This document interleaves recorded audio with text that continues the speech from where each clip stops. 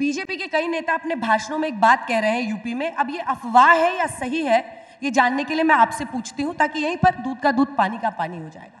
वो कह रहे हैं कि जब संभल में 5 मुस्लिम परिवारों के लोग मरे, तब तो अखिलेश जी ने पार्टी की तरफ से 5-5 लाख का ऐलान कर दिया, लेकिन जब बहराइच में एक हिंदू लड़के की हत्या की गई, तब उन्होंने मुआवजे का या उनके परिवार को समर्थन का कोई ऐलान नहीं किया। क्या ये बात सही है या झूठ है? उस दोनों घटनाओं में फ़र्क है। दोनों घटनाएं अलग अलग परिस्थितियों में हुई हैं। जो संभल की घटना, उस पर बहुत चर्चा हो चुकी है। बहराइच की चर्चा में मैं ये कहना चाहता हूँ, वो बात भी सबको पता होनी चाहिए कि वहाँ के विधायक नहीं, बीजेपी के कार्यकर्ताओं पे एफआईआर लिखवाई है और ये कहा है कि इनकी वजह से ये दंगा हुआ है।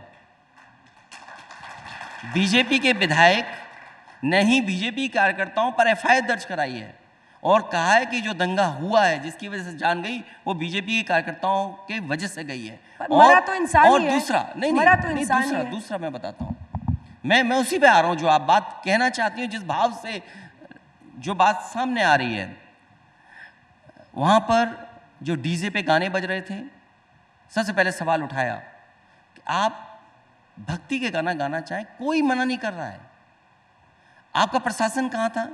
जब कभी भी इस तरह के आयोजन होते हैं, प्रशासन की पूरी जिम्मेदारी बनती है, बाकायदा रूट तय होता है, प्रशासन बैठ करके पीस कमेटी से बातचीत करता है, रूट तय होता है, उसके बाद निकलता है।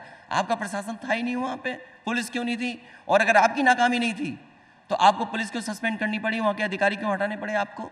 और फिर जहाँ तक मुआवजे की बात है, आप किसी के घर पर चढ़ जाओगे आप जाकर के?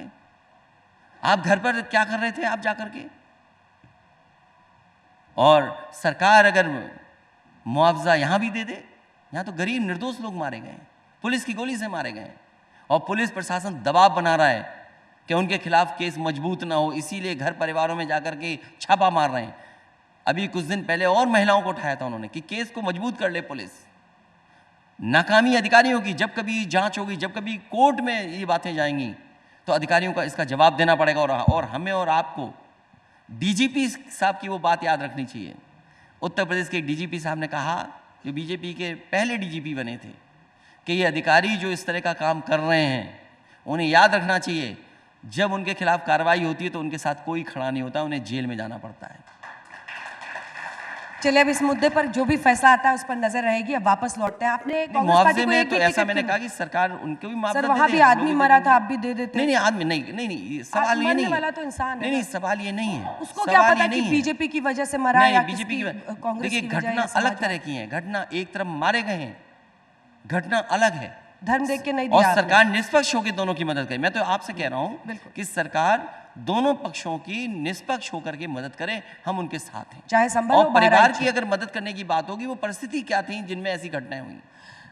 आपने यूपी में कांग्रेस को एक भी सीट क्यों नहीं दी 9 उपचुनाव? वो हमारी रणनीति थी, वो हमारा रणनीति का हिस्सा है। 2027 में आप दोनों साथ लड़ेंगे? कांग्रेस और समाजवादी पार्टी साथ लड़ेगी? बिल्कुल साथ लड़ेंगे। अभी तो हम दोनों साथ ही हैं। फिर रणनीति ऐसे वाली तो नहीं बन जाएगी? उस समय भी कोई नई रणनीति बनेगी। मैंने कहा कि हम नए रास्ते खोजने वाले लोग हैं, कोई रणनीति बनाई जाएगी। पर राहुल गांधी जी दोनों सीटों से जीते, वायनाड भी जीते और यहाँ भी रायबरेली जीते।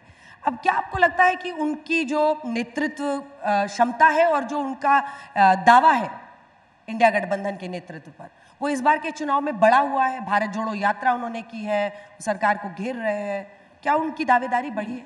मैं तो कुछ नहीं कह सकता हूँ, ये तो कांग्रेस पार्टी अपना तय करेगी, कांग्रेस पार्टी को क्या फैसला लेना है।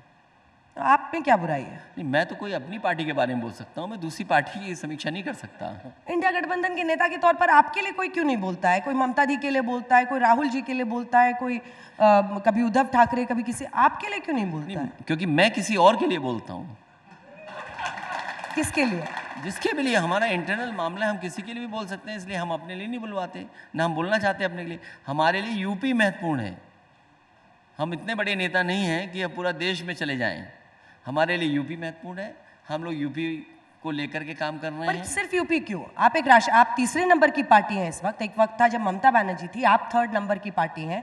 आपने मांगा कि मुझे मध्य प्रदेश में टिकट दो, तो वहां पर कमलनाथ जी ने अखिलेश कह दिया। आपने हरियाणा में मांगा, वैसे ही किया। आपने महाराष्ट्र में लिया तो 2 सीटें आपको मिली, और अबू आजमी जी अब कह रहे हैं कि तोड़ दिया हमने रिश्ता। क्या है, क्यों नहीं आप राष्ट्रीय पार्टी क्यों नहीं? आपका प्रेजेंस कई जगहों पर है। रीजनल पार्टी का लक्ष्य तो है ही कि राष्ट्रीय पार्टी बने, और हम समाजवादियों का लक्ष्य है कि राष्ट्रीय पार्टी बने।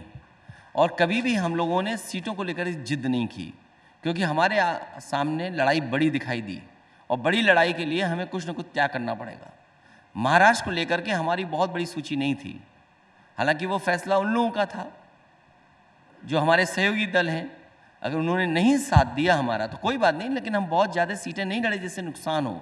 इसी तरह हरियाणा में हमारी पार्टी ने कहीं चुनाव नहीं लड़ा, क्योंकि हम नुकसान नहीं करना चाहते थे किसी का। और मध्य प्रदेश में वहीं चुनाव लड़े जहां पर हमारी पार्टी का संगठन था। तो ये हमारे इंटरनल मसले हैं इंडिया गठबंधन के, वो हम सुलझा लेंगे।